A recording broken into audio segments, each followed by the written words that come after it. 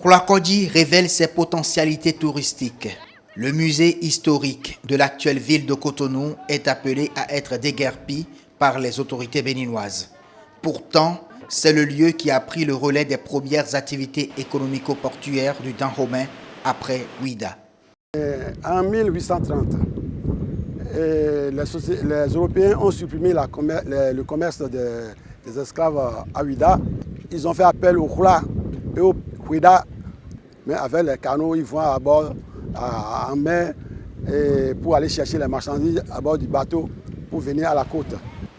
Les vestiges du WAF constituent le principal attrait touristique de ce quartier. Il est gorgé de plusieurs autres infrastructures coloniales toujours utiles au pays. La construction du WAF a commencé par ici. Nous, on est venu voir la CIFAO. Et la CIFAO encore est là.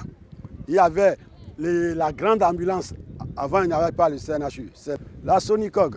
C'est une société de stockage. On stocke les huiles l'huile rouge, l'huile de palmiste.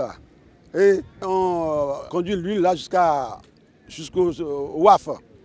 Tout ceci faisait de la cité Popo ou de Khoulakodji la capitale économique du Dahomey.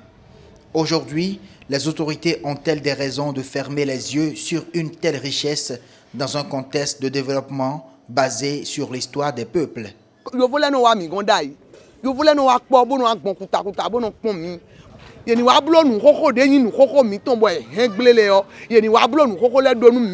Corée n'a pas été détruit aujourd'hui.